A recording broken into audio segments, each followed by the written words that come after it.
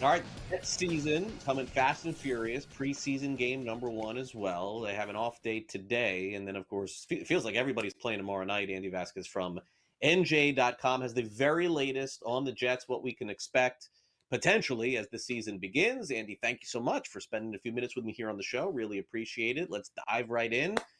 Jets are, I think it's fair to say, in like a transitional type period. Maybe they're better than people expect. They could end up being worse. We really don't know.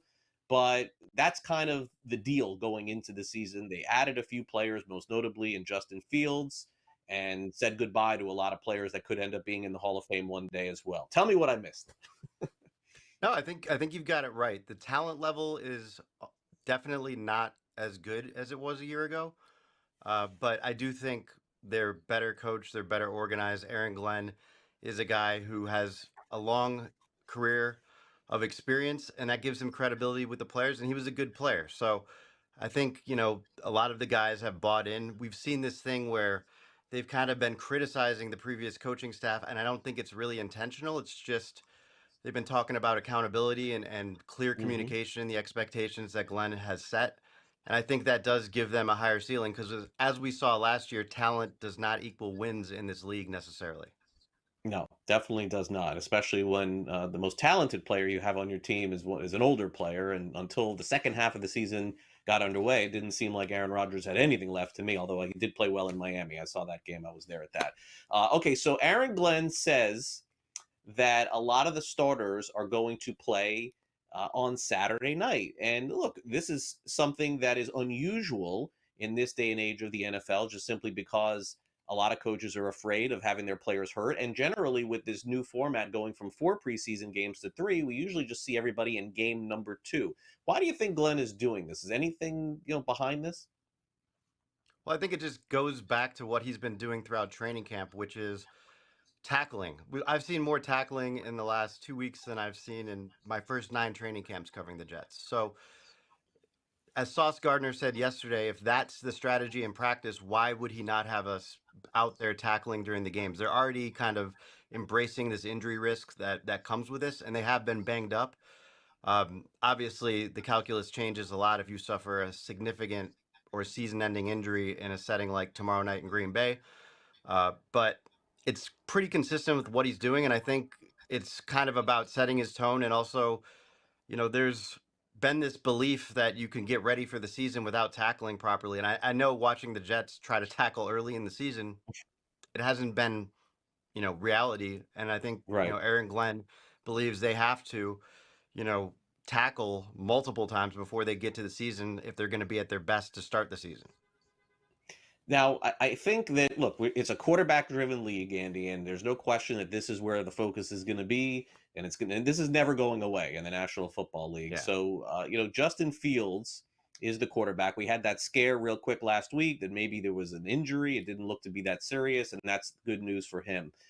Andy, a very different player we saw in Pittsburgh than we saw in Chicago. I'm not even sure if it was for the better in Pittsburgh because we really didn't get to see him open up the offense all that much. I wonder if your opinion is that we see the player that we saw in Chicago who was running around trying to make plays, not all that successful at times, or the player that they scaled back the offense to when he went in Pittsburgh last year. Is it somewhere one way or the other, or maybe in the middle?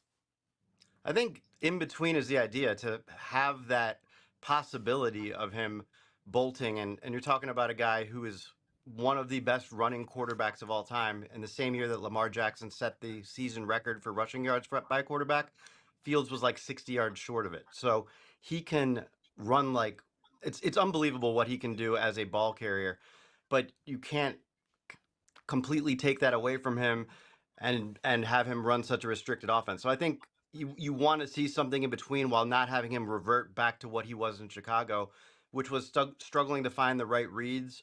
And that's going to be, first of all, hard to see in training camp and also a complicated thing because you're going to have to get defenses to bite on you making these simple short throws and then also having that threat of bolting the pocket or having designed runs. That's where I think you'll see a difference is there'll be a lot more designed runs for him where they're going to use the run game as a whole and his running as a big weapon. Now, the Jets have been up against it. I think everybody knows by now they haven't made the playoffs in over a decade. It's been almost, I believe, 14 seasons. That's the longest, by the way, in all professional sports: NFL, Major League Baseball, NBA, and NHL. But I'm not going to harp on that. What I'm going to harp on is the fact that you're front and center with the division. And so, if the Jets aren't in it, hypothetically, and let's say they are around the projections, which is, let's say, 5 wins, 6 wins, 7 wins, somewhere along that, are you still a believer that it is Buffalo's division to win at the top? And then what I'm seeing, at least this offseason, Andy, is I'm seeing a lot of push for New England to go ahead of Miami. I'm not really totally on board with that. I'm not sure why that is happening. Do you sort of see it that way as we get ready for the beginning of the preseason for both the Bills, the Patriots, and the Jets? I think I definitely agree with Buffalo at the top of the division. I don't think that's a real hard one. Um, and then from there, I do think Miami's going to take a step back when you look at all the turmoil they've had, some of the talent they've lost. It's such a high pressure year with the coach on the hot seat. I just think all of that is not going to be a good combination. I'm not. I mean, I'm a big believer in Vrabel, but I think it's still like too early for that to turn around. And I think Mhm. the Jets have better talent when you look at what they have on defense. Definitely some question marks on offense, but when you look at the overall talent and you have a guy who knows the Jets situation in Aaron Glenn, I think that's going to help them. And I would put the Jets, it's a distant second, but I think them, Miami, New England would be right there. And of those three teams, I think the Jets have the best chance to get to like 9 wins unexpectedly more than like Miami being the clear number two in the division. Yeah, I think it could be real bunched up. That sounds fair. 9, 8, 7 wins for all of those three teams in Buffalo at the top. All right, fascinating season coming ahead. Andy, thanks so much for spending the time here on the show, and we'll check back in as the preseason gets underway. Thanks again. It's going to be interesting. Thank you very much.